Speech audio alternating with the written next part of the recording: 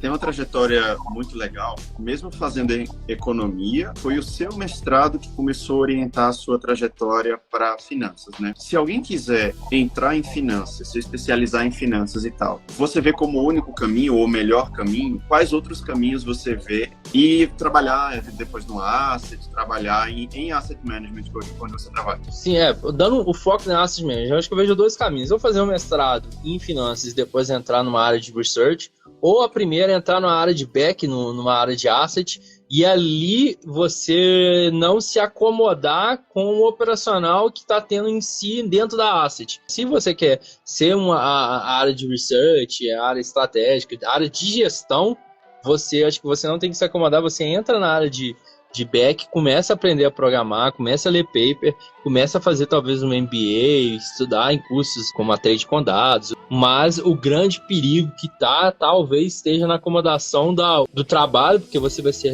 bem remunerado também, vai conseguir tocar o dia a dia e vai estar bem atarefado naquela parte operacional dentro da linha de back. Se você quer ir para gestão, você vai ter que ter um custo de poder estudar fora do seu tempo, de aprender, de melhorar. E aí dentro do back automatizar as partes do back, ler paper, apresentar coisas para gestão, que aí o caminho natural é sair do back e ir para a parte de um analista de research.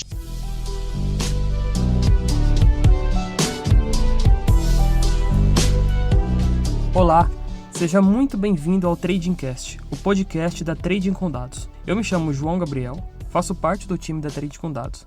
E caso você não nos conheça, galera, nós somos uma empresa educacional que faz a ponte entre o mercado financeiro e ciência de dados. Então, se você curte mercado financeiro, programação, tecnologia, matemática, estatística, eu tenho certeza que você vai gostar do nosso conteúdo. Seja você avançado ou iniciante em programação ou em mercado financeiro, você é muito bem-vindo por aqui. Te convido a nos seguir no Instagram, @tradingcomdados, e demais redes como Twitter, LinkedIn e Facebook.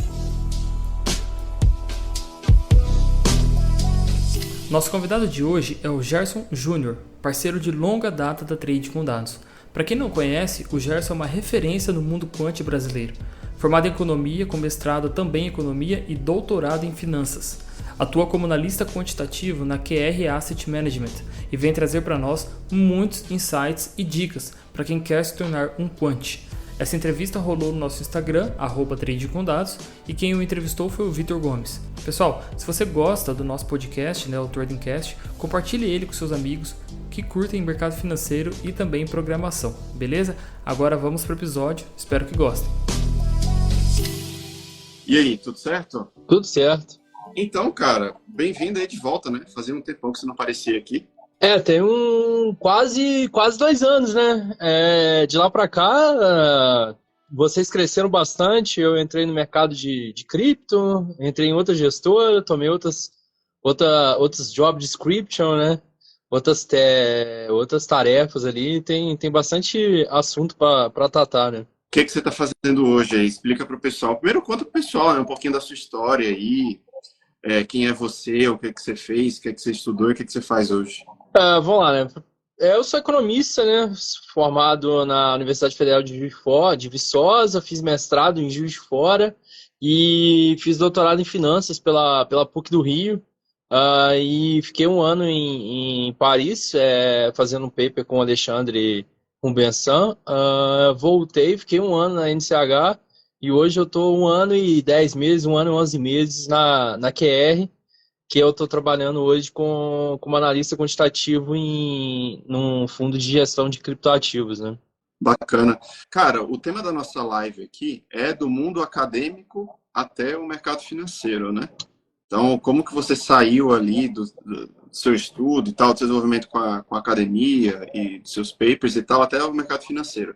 Conta para o pessoal um pouquinho da sua experiência na academia, assim, o que você estudou, desde lá da graduação, o que você fez e tal. Então, eu fiz economia, né? E sempre fui interessado em finanças, né? Principalmente, assim, eu venho de uma família que tem esse link com a finança, né? Meu pai foi diretor financeiro, principalmente em gestão contábil, de uma empresa de médio porte, e sempre investiu. Então, eu sempre tive linkado com isso e eu sempre gostei muito de economia e matemática, né? Quando eu fui fazer a parte da graduação, né? A escolha da graduação, né?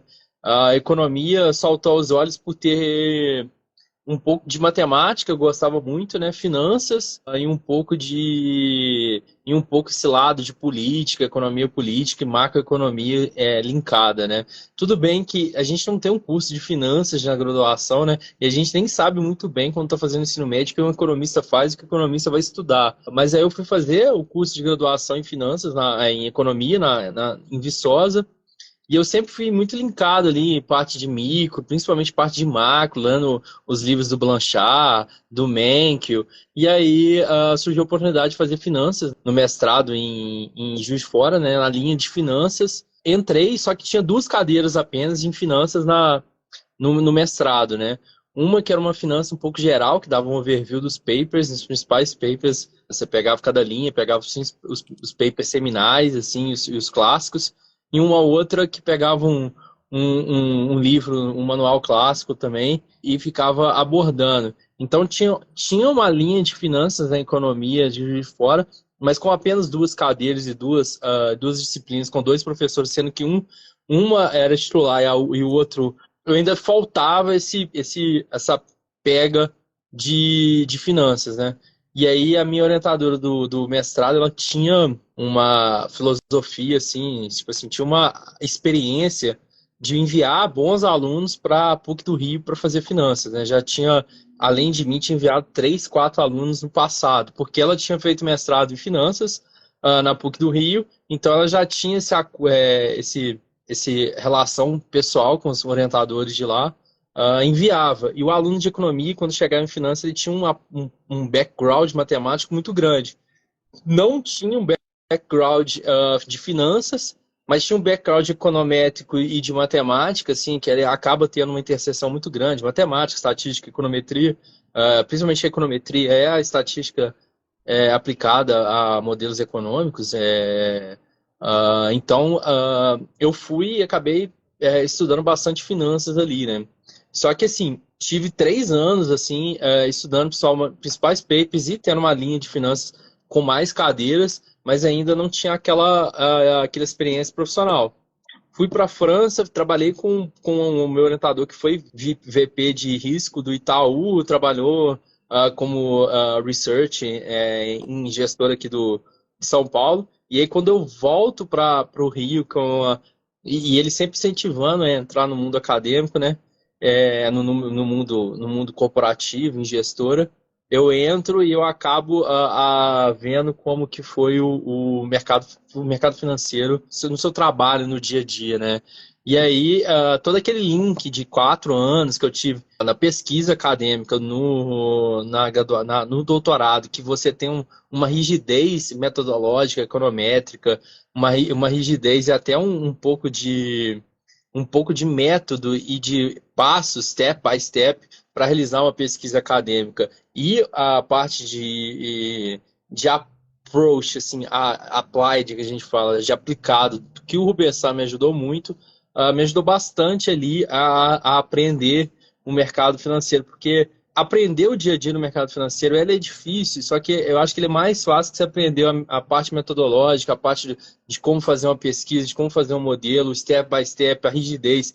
E aí muita gente tem esse pulo, talvez, de entrar no eixo Rio-São Paulo, por exemplo, pegar uma PUC, uma AGV de São Paulo, um INSPER, de fazer um bom estágio, ir para o estágio, fazer uma graduação de administração, ir para a gestora e ficar ali no back, ou ficar ali naquele parte mais operacional e não conseguir fazer uma mudança, uma direção de carreira para a parte estratégica por falta um pouco desse background um pouco analítico que parte do meu doutorado me ajudou a ter. Então, assim, da academia para a área de asset management, assim, o que a gente pode dizer é que toda aquela parte analítica de construção de modelo e principalmente alguns setores que tem na área de asset beneficiou muito o meu histórico e a forma que eu fiz o doutorado, né? Porque existia na PUC do Rio, existia muitos doutores que acontecia? Pô, no Rio de Janeiro tem muitas autarquias, né? A gente tem o BNDES, tem FINEP, tem Banco Central. Então, muitos desses funcionários públicos assim, tiravam a licença e estudavam. E tinha outros que estudavam. E eu peguei assim a forma de fazer o doutorado full time, não part-time, que muitos faziam ali quando era funcionalismo, para levar a pesquisa no alto grau assim, e tentar fazer a maior parte de eficiência. Tanto que eu publiquei 7 papers e desde o começo do meu doutorado eu me linkei com um aluno de matemática do Banco Central, que foi o André Leite, que me ajudou muito nessa parte de modelo e da modelagem um pouco mais pesada, assim. Ao mesmo tempo que eu estou falando que tinha muitos alunos que era part-time, a gente também estava com a nata intelectual do Brasil, porque a gente estava pegando os grandes, assim, matemático do Banco Central, é dificílimo, e o cara me ajudou. Depois eu fui para fora e fiquei com o Alexandre, que pô, era um doutor em finanças pela Kes Business, uma grande business school do mundo.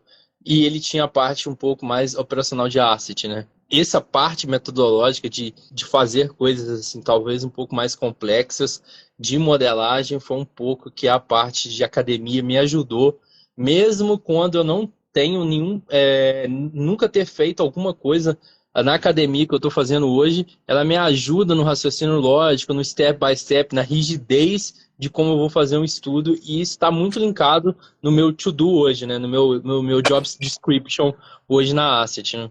Ô Gerson, rapidão. Aí você falou que você fez a graduação em economia, depois você seguiu para o mestrado em finanças. Foi em economia, meu mestrado. Oi?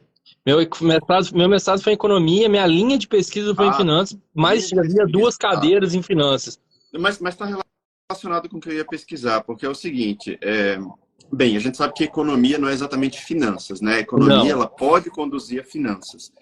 Só que tenta dar um insight aqui para o pessoal, talvez o pessoal que se interessa muito em finanças, assim como eu, né, que é apaixonado por finanças, gostaria de enveredar dentro de uma pesquisa, de um mestrado, de um eventual doutorado em finanças. Qual que foi a importância de você ter feito economia para prosseguir depois numa pesquisa em finanças? Por exemplo, eu como engenheiro, sou engenheiro mecânico, né, para quem não sabe.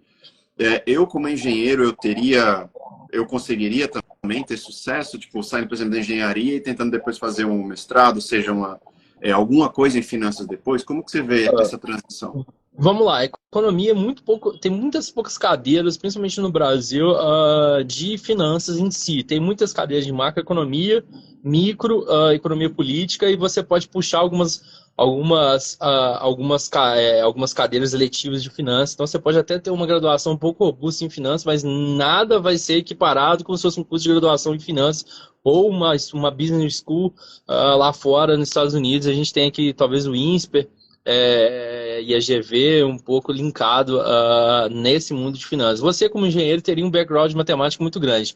Sofreria um pouco para aprender macro e micro, mas a parte micro ela é muito matematicamente direcionada, né? Então, tipo assim, para você estudar micro, você precisa saber matemática para fazer a modelagem. A macroeconomia ela é micro fundamentada, ou seja, todas as relações que a gente tem entre os agentes da macroeconomia, assim, seja um agente, ela está nas relações micro, então você acaba tendo uma modelagem matemática muito grande. Se você vem da engenharia, você acaba tendo um background muito grande. E aí, o que eu digo? É mais fácil você aprender um pouco das interações macro e micro, pegando os livros Blanchard, Menkel, Introdução à Microeconomia, e estudando um pouco do que aprender a matemática em si, se você tem um background matemático muito fraco vindo da graduação. Até porque todo esse raciocínio lógico de direção, assim, de causa, principalmente em macro, você vai ter esse raciocínio lógico vindo de um bom curso de matemática, né? Ok. Bem, então acho que dá para deixar uma mensagem aqui para quem eventualmente é engenheiro, quem vem de exatas, né, que tem essa possível trilha e essa opção para sim, tem uma possível trilha de fazer.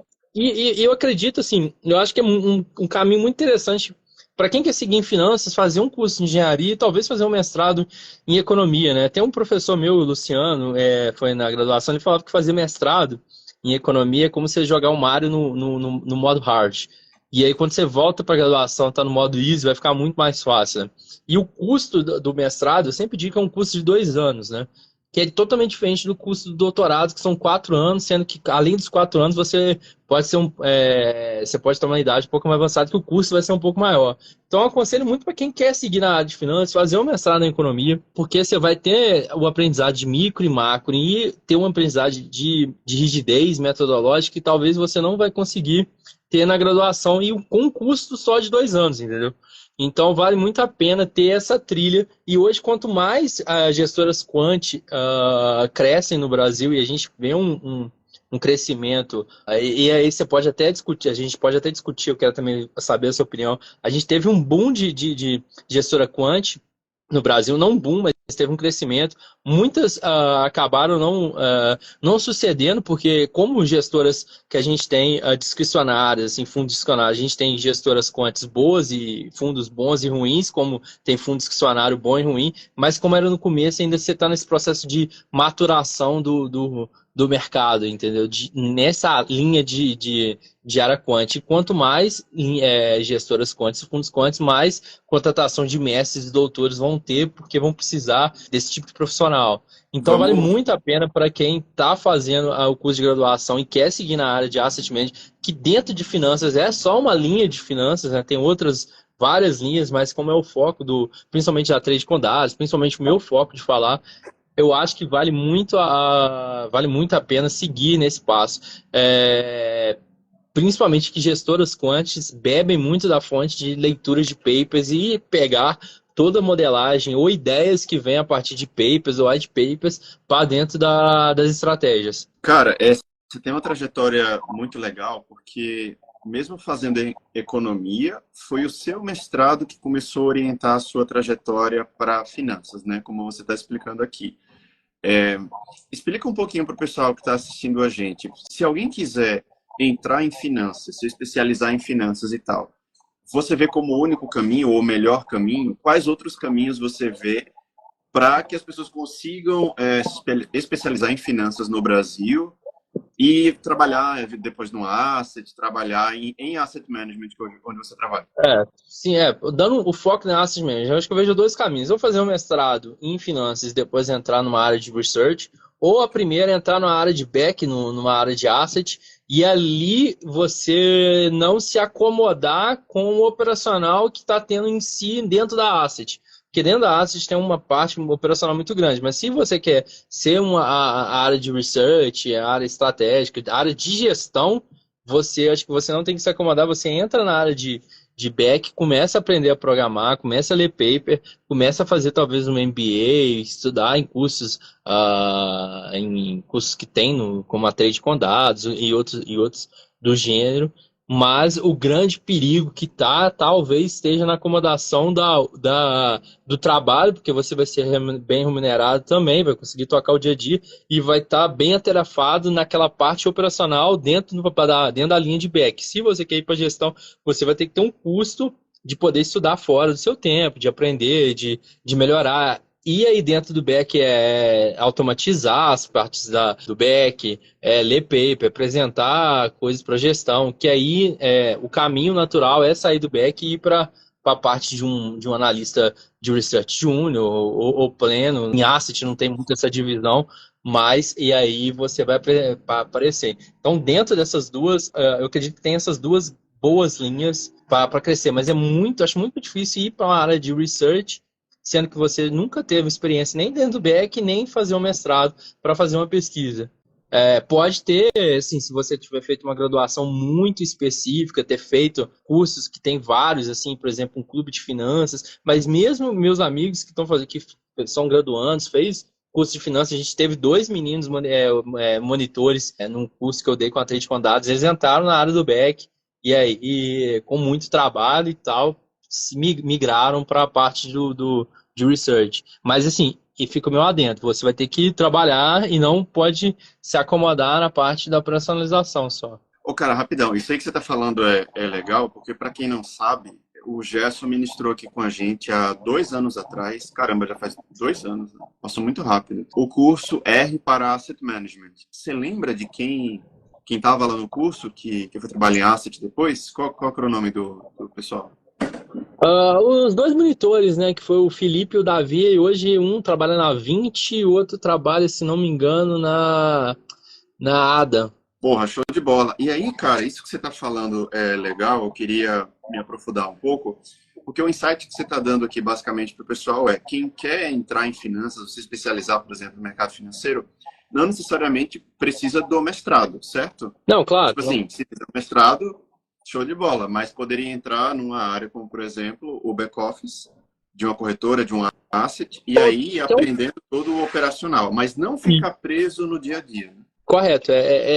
Pode também entrar na área comercial, mas eu acho que a migração de comercial para research é muito mais difícil que de back para research. É muito mais difícil. O back ali ainda está naquele meio de operacionalização, ele está ainda muito linkado, que a gente chama até de back ou middle office, assim, junto com a gestão.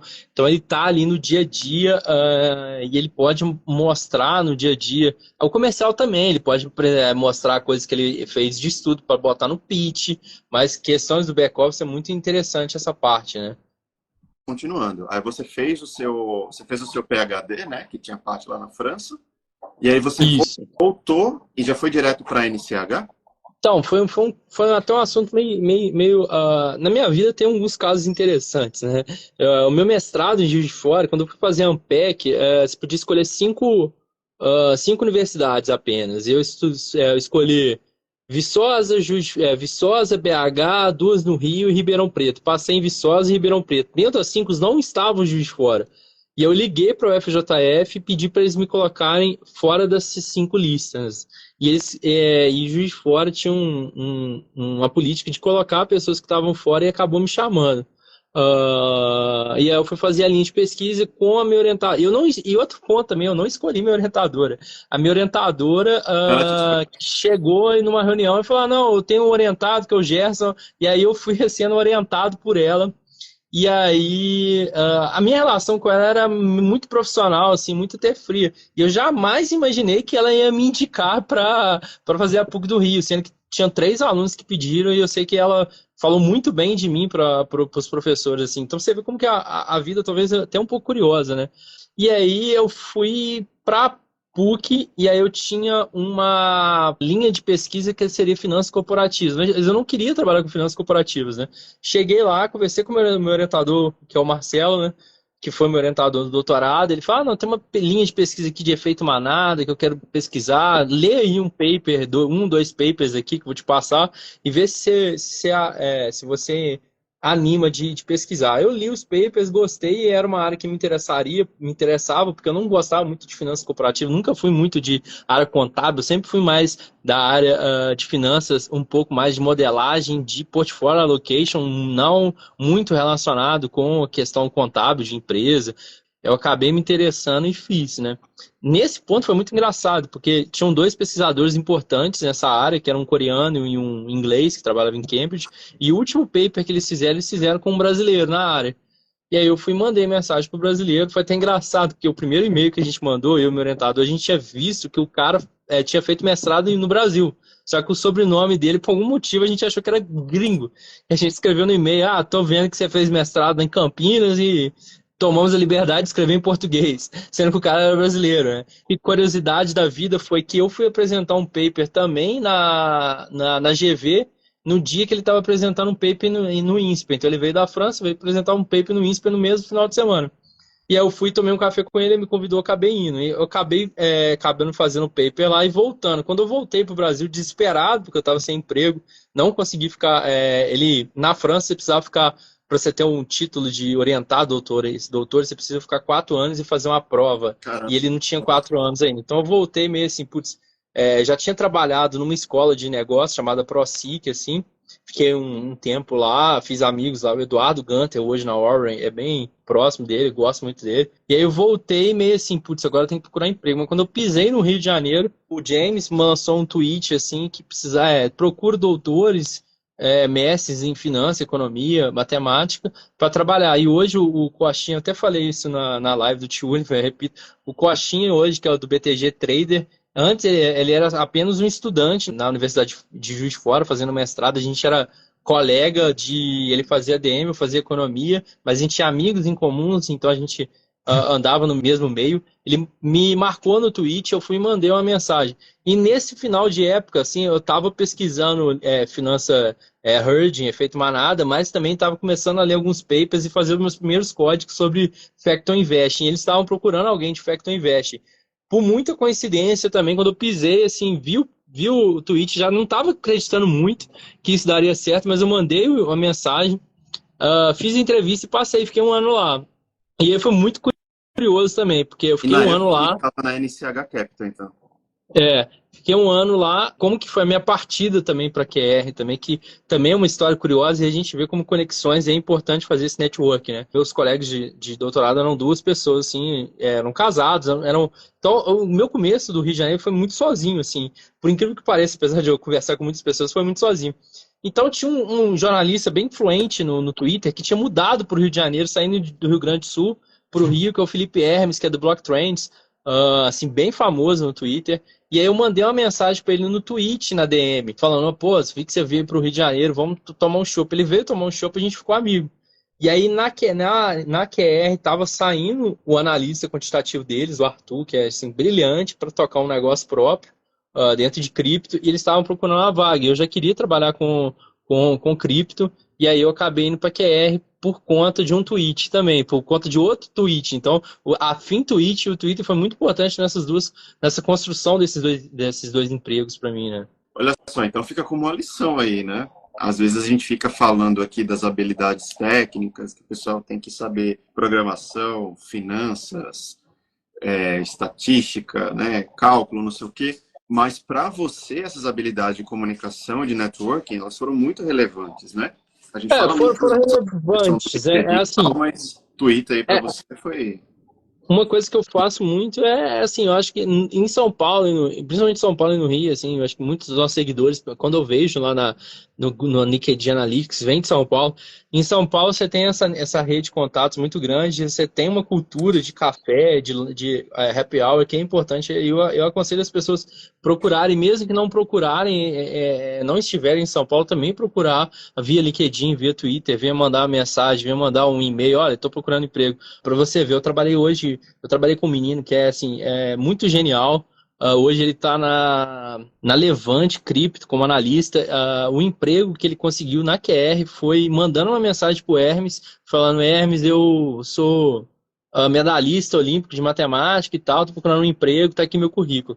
E aí deram um task para ele. Isso é muito comum no mercado financeiro, enviar projetos assim para ver a habilidade da pessoa, só que esse projeto precisa do primeiro passo. O primeiro passo é, querendo ou não, bater a porta, né? Ele bateu a porta, entrou, né? Veio, fez uns testes, assim, passou e hoje está na Levante Cripto. Eu já vi acontecer isso, eu acho importante essa procura ali. A gente, infelizmente, cada vez menos, infelizmente, a gente está muito no eixo Rio-São Paulo, mas mais que o eixo Rio-São Paulo, a gente está muito eixo Ataúfo de Paiva e Faria Lima, sendo que grande parte desses estudantes estudam ou na PUC do Rio ou na GV no INSPE. Então, furar essa bolha é complicado. E se você não vai furar se não for pé na porta mesmo, né? Mostrar muito serviço, sinalizar que você sabe programar, sinalizar que você sabe que tem habilidades, mas ao mesmo tempo tá no Twitter, tá no LinkedIn, porque dentro da sua casa também ninguém vai conseguir entender que você tem todas essas habilidades, né? Cara, mas eu acho que além disso, concordo muito com você, de fato, mas adicionando, né? Além disso, acho que tem uma coisa que eu falo muito para os meus alunos aqui, para os mentorados, que tem uma questão de criatividade. O pessoal tem que ser criativo, e às vezes falta muito isso. Porque eu acho que às vezes a gente está num dia a dia tão mecânico de fazer as coisas no automático que as pessoas elas não param para pensar. E tipo assim, quem está do outro lado, são pessoas também, são seres humanos, assim, não é tipo, é uma empresa que talvez essa empresa vai olhar o meu currículo e vai me contratar. Não é assim que funciona, tem pessoas do outro lado, quer dizer, usa a sua criatividade, como é que você vai fazer para ser visto por essas empresas? Uma coisa que eu concordo muito é assim, a gente abriu o Open Code, vocês também têm seus blogs, mas a gente tem o GitHub, coisas. Fazem código e faz um bom artigo, não apenas um código bem feito, faz um bom artigo. E um artigo curioso, não é fazer um Markowitz, assim, porque você já está lotado na internet. faz uma coisa curiosa, alguma coisa que desperte. Aí a gente olha, por exemplo, o Gabriel Boechat, que fez coisas no Twitter falando sobre política monetária brasileira e apresentou os códigos abertamente e arrumou um emprego e depois não quis trabalhar em asset, quis ir para a área de educação, mas foi muito notariamente porque ele foi para o Twitter e apresentou um estudo interessante e mais do que apenas um código, um gráfico bonito. Foi toda aquela estruturação Ô, da Gerson, apresentação do estudo. eu concordo, mas você não acha que talvez dá para usar a criatividade nisso que você está falando também? Por exemplo, ó, vamos dar um exemplo aqui. Ultimamente, na literatura, não ultimamente, né? Para quem tem acompanhado aí finanças quantitativas, existem críticas ao modelo de Markowitz já faz algumas décadas, né? A gente pegar mais recentemente aí o trabalho de Taleb e outros pesquisadores. Quer dizer, se você está de olho no que está sendo feito em finanças quantitativas e você acompanha esses pesquisadores, você sabe disso. Então é meio que um dever assim das pessoas da nossa área terem essa consciência. E se você sabe disso, o que você vai fazer um post, por exemplo, ou algum conteúdo como o Gerson está falando, meio que usando finanças quantitativas, usando o modelo de Markowitz de uma forma cega? Pega o modelo de Markowitz, mas aponta as fraquezas, aponta os problemas que tem ali. Então, cria um artigo, cria um projeto onde a sua conclusão, os seus insights, são justamente apontando as fraquezas. Quer dizer, você usou aquela mesma temática, você continuou utilizando o Markowitz, mas existe uma riqueza de insights nisso daí. O Alexandre Rubensson, no texto do Open Code, ele fez isso. Ele pegou algumas janelas do Markowitz e mostrou como os pesos mudam muito a partir da escolha da amostra, né? Então, quer dizer que o modelo é muito sensível à amostra. Mas tem outros N problemas também no Markowitz. Mas, enfim, assim, o que eu vejo que daria para fazer, e eu aconselho muito a galera cara, lê os papers e vai no RPubs ou nesses repositórios e pega o que os gringos estão fazendo e dá uma filtrada boa. Você vai achar muitas coisas interessantes. Traz para o Brasil, traz para o mercado brasileiro. Dá um toque a mais, dá um refino ali. Vou fazer uma coisa diferente nesse step que o cara fez. E mais ali, escreva bem. Não só escreva bem. E aí, isso é uma boa dica para quem quer aparecer e sinalizar que sabe programar, sabe fazer uma pesquisa decentemente via LinkedIn, via Twitter. Eu acho que a moral da história aqui, que a gente consegue perceber, né, pelo que você está falando, é que não basta você ter o conhecimento técnico em si, porque se você fica com aquele conhecimento meio que represado e, tipo, fazer um projeto aqui para o meu portfólio, beleza, mas o que você tira exatamente disso, né? Qual que é o valor que você agrega? O que as pessoas podem ver? Os gestores, os recrutadores conseguem ver disso? Porque no final das contas é o que vai importar, né? É o valor porque o recrutador vai receber 50, 100 currículos. Por que o seu vai ser diferente ali? Então ali você tem que ter um pouco de marketing também, né? E outra, fazer paper também, aí entra um pouco na parte acadêmica. Fazer um paper também é um pouco de marketing. Porque quando você escreve um paper, você tem que escrever uma parte fundamental no paper, é a motivação do paper e o achado dele. Muitas vezes ali você tem que se vender bem, escrever amarrar bem a história de um paper, né? Isso aí, cara, eu até aprendi muito acho que até tá aqui na live o Rafael Palazzi. A gente fazia muito, o Marcelo também. Não vi, se ele tiver, mandamos um abraço. A gente fazia muito bem isso na PUC. Uma coisa que a gente fazia bem lá era amarrar o paper, assim, escrever bem feito e vender o paper, como você tem que vender o seu trabalho, como você tem que vender o seu currículo, né? Fazer o marketing, e isso é chato, porque é um trabalho também. Trabalhar, fazer um post, no LinkedIn, tomar um café com outra pessoa, fazer todo esse job é muito importante, esse side job, né, que é um trabalho à parte do seu core, do seu job, é importante e é uma coisa que eu incentivo as pessoas fazendo. E eu sei que é difícil, porque muitas pessoas são tímidas e tem coisas pessoais ali que atrapalham. Eu sigo uma brasileira, uma consultora chamada Ana Moreno D'Amico, inclusive recomendo para quem não segue ela no LinkedIn. Ela é uma mentora de carreira, né? Então ela faz muito conteúdo orientado à carreira e tal, ajudando a galera a melhorar currículo, melhorar LinkedIn. E teve uma coisa muito legal que ela postou hoje, que inclusive até tirei um print, depois eu posso... quem faz parte da nossa comunidade vai receber, né? Essas coisas assim, mas esses insights eu compartilho com o pessoal lá na comunidade. Ela colocou assim, a carreira a gente tem que ver como se fosse meio que uma empresa. Você é o CEO da sua carreira, né? Então você tem que levar isso a sério. Você não pode jogar, né, ao aleatório, assim, ao acaso, falar, vou torcer para que alguém veja o que eu fiz, para que alguém veja o meu currículo. Né? No momento que você faz isso, provavelmente ninguém vai ver. Por quê? Eu trabalhei no RH da XP. Para quem não sabe, eu trabalhei lá por um ano. Foi minha primeira experiência de analytics na XP foi lá no RH. E, cara, eu via lá como os recrutadores e tal, como o pessoal fazia as coisas. Assim, é muito difícil eles olharem todos os currículos, né? Vai ter aqueles sistemas de query, de plataforma, que eles fazem um filtro e vem dezenas de currículos, né? Eles vão escolher por palavra-chave. Então, assim, não conta com a sorte, não conta que alguém um dia vai olhar o seu currículo. Se você seguir essa metodologia aqui de forma proativa, você vai aumentar muito as suas chances. Sim, eu entendo. Isso é verdade. A gente hoje não está muito amarrado a antigamente, que nossos pais ficavam 20, 30 anos na mesma empresa, né? Então, trabalhar e outra, além de ser bom para a sua carreira, também é importante para a empresa, que principalmente assets, que são bem pequenas, as pessoas precisam se destacar no mercado também, né? Então, é um jogo, é um via de mão dupla. É importante para a sua carreira, é importante para a empresa, que tenha pessoas que se destacam, e mais que assim, você tem que entender que ali é um trabalho, eu concordo muito com ela, é um trabalho assim, como se fosse um side job mesmo, um segundo emprego, assim, como que eu vou fazer o meu marketing pessoal, e aí dentro tá a sinalização de saber fazer uma pesquisa, de programar e tal. Posso compartilhar um pouquinho do meu relato? E talvez você vai se identificar, porque eu acho que aconteceu algo parecido com você.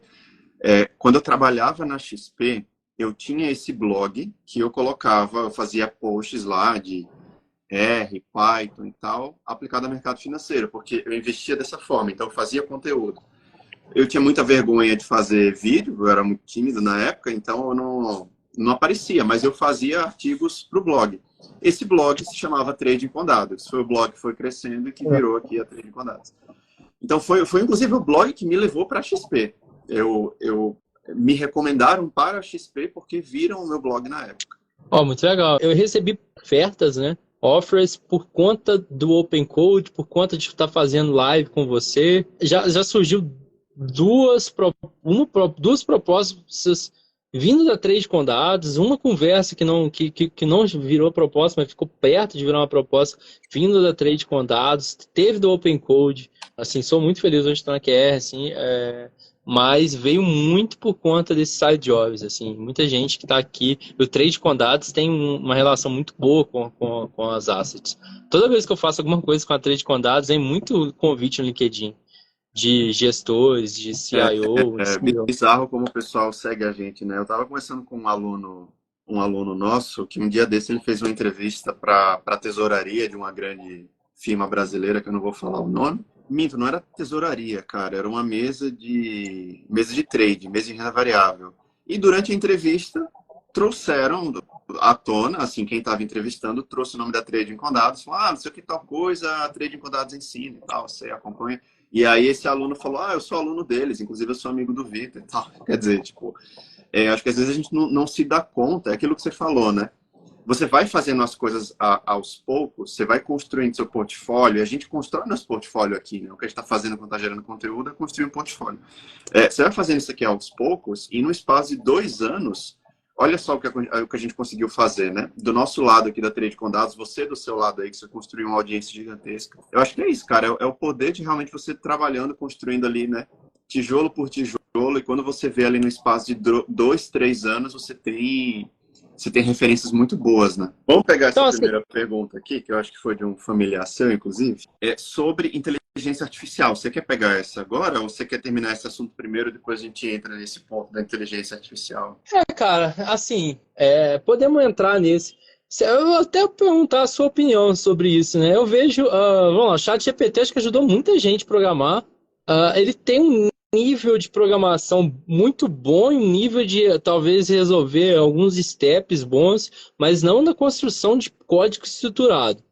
No médio prazo, eu acho que uma coisa que vai ser interessante vai ser criação de programação a partir de inteligência artificial, que hoje seria impossível na parte de análise de dados discricionários que hoje a gente não tem. O que eu quero dizer? Imagina que você tem uma análise discricionária, por exemplo, de macro. Eu vou comprar Petrobras por conta disso ou daquilo. Você conseguiria fazer um modelo de inteligência artificial ler todas as notícias e partir de uma resolução que você não conseguiria ler todas as notícias.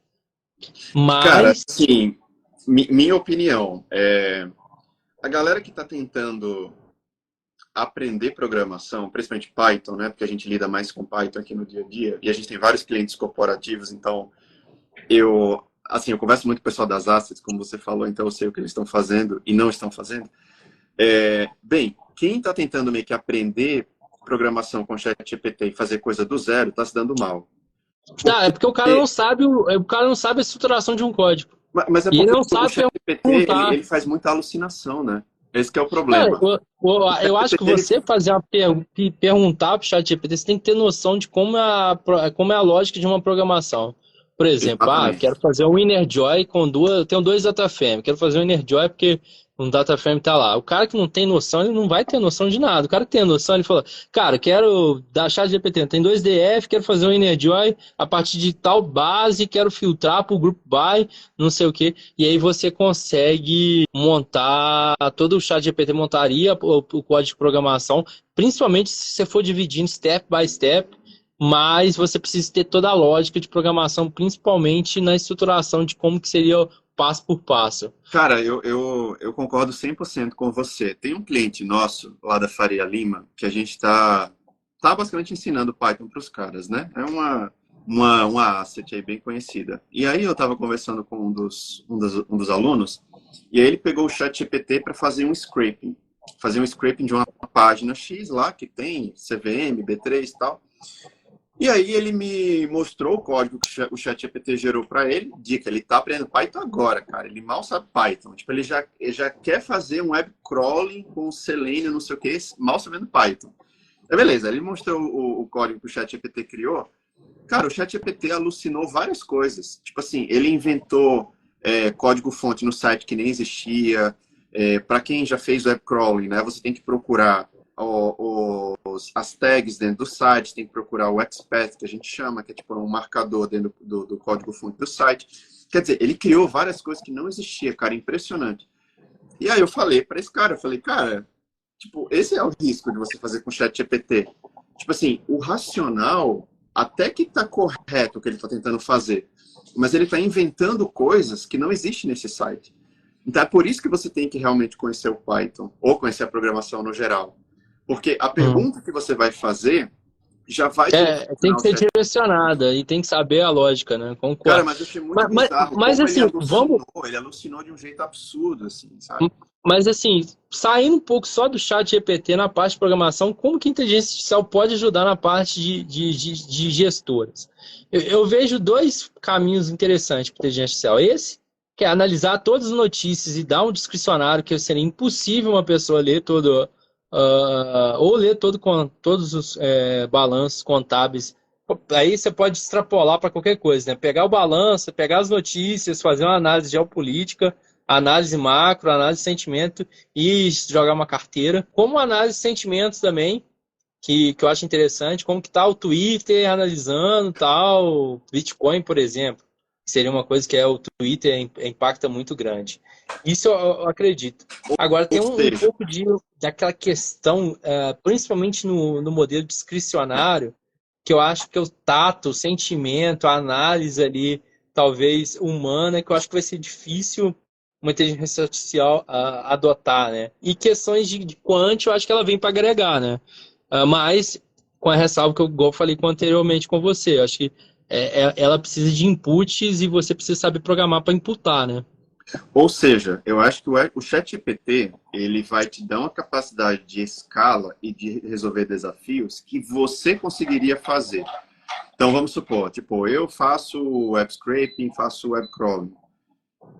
Beleza, eu domino as principais bibliotecas e tal. Se eu tenho alguma dúvida de documentação, ou tem alguma coisa que eu não lembro, por exemplo, de HTML, o ChatGPT me ajuda, cara, e me ajuda muito. Porque é um negócio meio que, tipo, não tem mistério. Agora, ele criar algo novo, o que eu percebo é isso. Tipo assim, ele criar algo novo, não dá para você confiar na criatividade dele. A criatividade é do ser humano. O ser humano vai criar. Aham. Ele vai potencializar. Mas tem ganho de produtividade, né? Talvez não na Mas criação, mas no ganho da é nesse produtividade. ponto que eu queria chegar. É nesse ponto que eu queria chegar. Tipo assim, eu acho que a inteligência artificial, no geral, não só o ChatGPT, mas outras inteligências artificiais, que inclusive a gente já está usando aqui na Trading com Dados, principalmente para gerar imagem. Não sei se o pessoal já percebeu, mas a gente tem Midjourney? vários Midjourney. A gente tem vários, não só Midjourney, cara. A gente já usou o DALL-E 3, o próprio Canva também está com um gerador de imagem, tá sensacional. Quer dizer, ele está potencializando o que você faz. E eu acho que é assim que a inteligência artificial ela vai ajudar a gente, sabe? Ela vai ser uma ferramenta que vai dar produtividade, que vai dar ganho de escala, que vai tornar o seu trabalho muito mais rápido, sabe?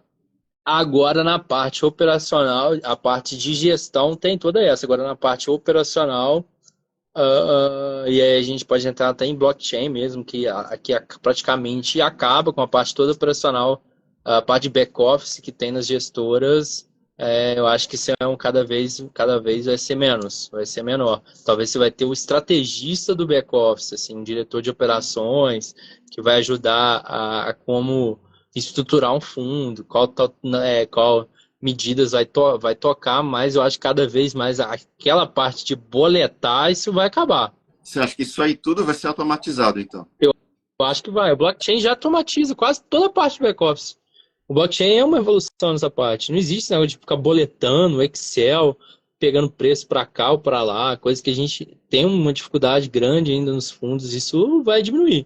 Agora, Sabe a uma parte coisa de que você gestão, não. um negócio que você está falando no começo que eu acho relevante trazer de volta aqui, que é aquela questão do crescimento das assets quant no Brasil, né?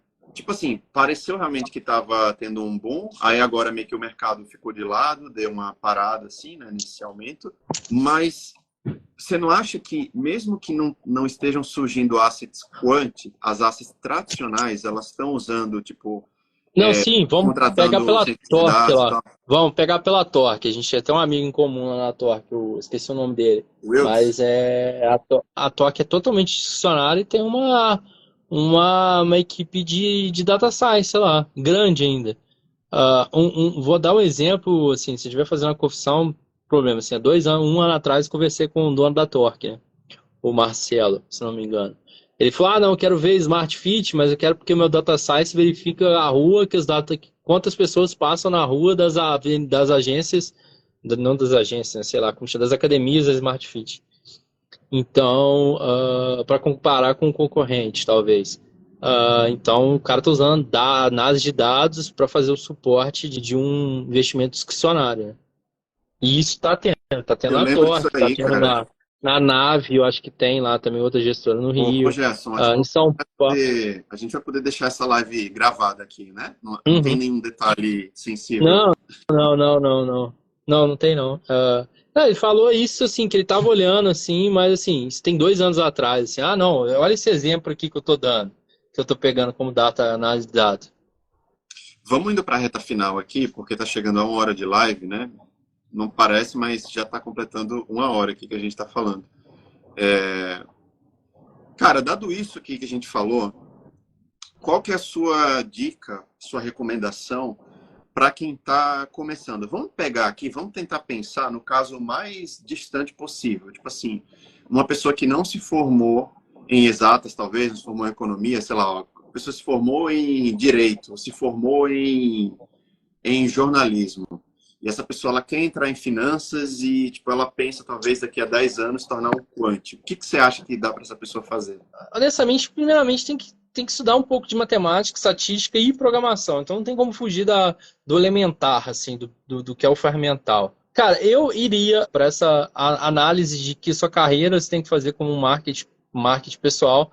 Então você tem que produzir conteúdo via LinkedIn, via Twitter, mostrando que você sabe programar, mostrando que você sabe fazer um research, mostrando que você sabe estruturar, que você tem criatividade na hora de fazer um bom estudo.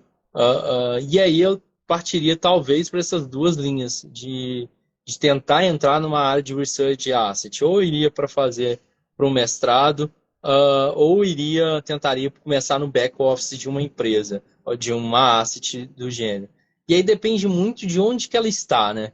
Se ela está no interior, ela não tem muito network, tá difícil, eu iria talvez para fazer um mestrado, e ali talvez tentaria uma área de back, talvez um segundo ano do mestrado. Se ela estiver numa PUC, no FGV, no INSPE, no Rio, na USP, ou até na FG, na UFRJ no Rio, e está no meio, e as ASCs procuram muito, e a gente verifica muito isso na parte de RH de ASC. Eu já tive em 2, 3 ASCs, assim, vamos procurar, e aí olha na PUC Rio, vai passar, né? Então, assim, seria essas duas abordagens que eu traria para a pessoa. Tentar fazer um marketing pessoal e eu olharia para essas duas análises. E aí, cara, na parte de estudar, eu acho que vocês podem falar até muito mais do que eu, né? Tem vários conteúdos, tanto com a Trade com Dados, quanto os cursos, quanto por fora. Eu tentaria beber muito da fonte dos repositórios, assim, que tem no RPubs ou no GitHub, com estudo, principalmente dos gringos, né? Dos Estados Unidos, tem muita gente fazendo paper, fazendo esses estudos assim. Pegaria alguns papers para estudar, e aí tentaria formar um bom portfólio, um bom currículo para ser enviado, né? Bacana. Eu vou te complementar, então, e trazer algumas soft skills, né? Para quem não sabe, soft skills é o nome que a gente usa para habilidades humanas, comunicação e tal. Então, como a gente falou aqui, criatividade, usem e abusem da criatividade de vocês, comunicação, pratiquem a comunicação, façam muito networking, chame as pessoas do mercado financeiro para conversar, vejam o que elas fazem, qual o desafio que elas enfrentam, e tenta abordar o desafio dessas pessoas no seu conteúdo. Storytelling, né, capacidade de contar histórias, e uma outra, cara, que a gente falou aqui, que é inglês, né? Eu acho que às vezes a gente não fala isso, acho que a gente meio que toma como talvez meio óbvio, assim, mas, pessoal, é muito importante saber inglês. Não necessariamente falar no dia a dia, né? Porque é raro a gente aqui no Brasil ter uma situação realmente que você todo dia tem que falar inglês, salvo alguns nichos, alguns profissionais. Mas, assim, quando você está no ramo que a gente está, das finanças quantitativas, do algo trading, do trading algorítmico, né? Essa área no geral, vamos dizer assim, cara, é muito inglês que a gente usa o tempo inteiro, né? Papers, sites de fora, autores de fora. Você vai precisar ler em inglês, assim, sem dúvida, né? Sim, não sei, eu acho que o grande grosso é esse, e acho que o caminho a pessoa também vai se identificando, né? E eu acho que um outro ponto também, talvez procurar mentores também. Eu vejo isso, muita gente falando isso no meio do empreendedorismo, eu vejo pouco, talvez, no meio de finanças, Legal. principalmente em asset management, procurar mentores, eu acho. Isso é interessante, quando eu falei do Hugo, assim, que foi um moleque que passou aqui, que foi até, eu acho um moleque muito bom, eu sempre tentei dar dicas para ele sempre me procurou na linha de tomada de decisão, né? Se ele vai ou não vai para uma empresa, como ele vai fazer, como eu já tive com outras pessoas também, o Marcos, que trabalhou comigo na NCH, o Léo, que foi meu ex-chefe, até o meu atual chefe, Teodoro. Eu tenho pessoas assim um pouco mais experientes na minha rede de contatos, e aí eu vou falar talvez até o Daniel Delabio, da Explode, para mim um dos melhores gestores do Brasil, que, cara, que eu chamei para almoçar, quando a gente fala de network, chamei para almoçar, um dia almocei, a gente se tornou amigo.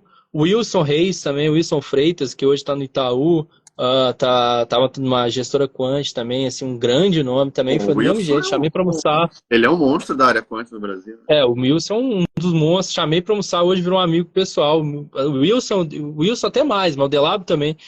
Foi a parte de procurar pessoas que são mais velhas, que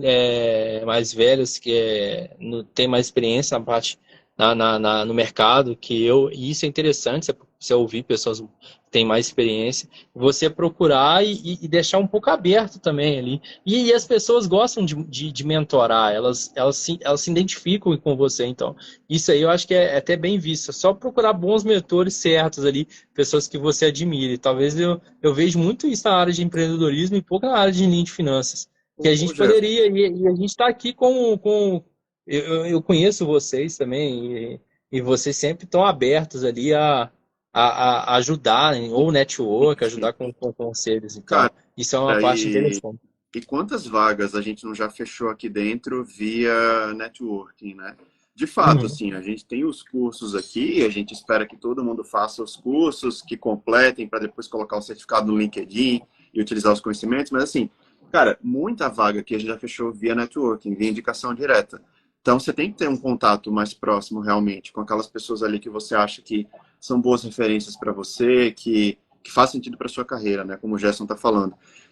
Ô, Gerson, só mais uma coisa aqui, mais um insight. Você não concorda que não basta você ter um portfólio legal, você ter uma obra legal, vamos dizer, mas a forma que você faz o approach a essas pessoas também influencia? Ao longo da minha carreira, o que é que eu aprendi? A gente tem que gerar valor e não sugar valor dos outros, e não extrair. Porque algo que eu vejo, às vezes, que eu acho que é uma prática muito ruim, é a pessoa meio que, vamos dizer lá, colar ali no outro e tentar ficar absorvendo as coisas. Tipo assim, olha isso aqui que eu fiz, corrige para mim, por favor. Dá uma olhada nisso aqui. Tipo assim, tenta inverter essa situação, né? Então, se você fez, vamos supor, você viu ali alguém que é uma referência para você, entende o que a pessoa está fazendo, entende as dificuldades dela, cria um portfólio, cria um projeto que vai de encontro com essas dificuldades, que resolve aquilo. Aí você oferece isso para ela. Você gerar valor para a comunidade tem um impacto muito maior do que você tentar ficar absorvendo, né?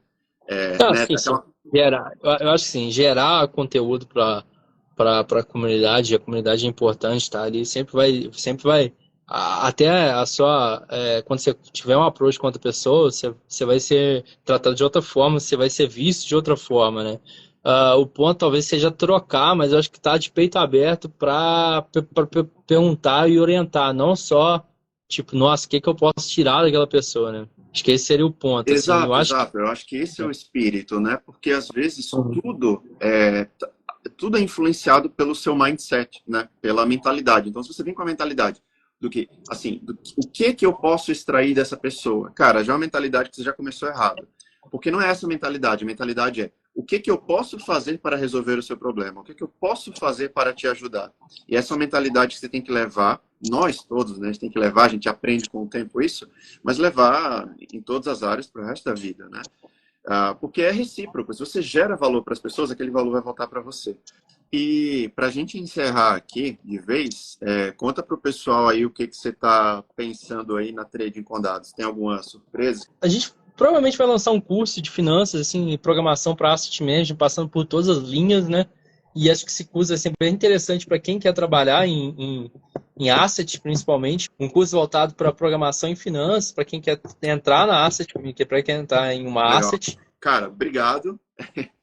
Eu achei que a gente ia conseguir terminar de 1 hora, mas, cara, passou muito rápido. Beleza, vamos foi um prazer. conversar aqui, a gente marca a próxima live e depois avisa o pessoal, beleza? Então, valeu, tchau. Pessoal, obrigado aí. Boa noite para vocês, tá? Até a próxima. Valeu. Eu queria te agradecer por ter vindo até aqui, ter ouvido todo o nosso podcast. Nos siga nas nossas redes sociais, @tradingcondados, para ficarem informados sobre todas as nossas novidades. Um abraço e até a próxima.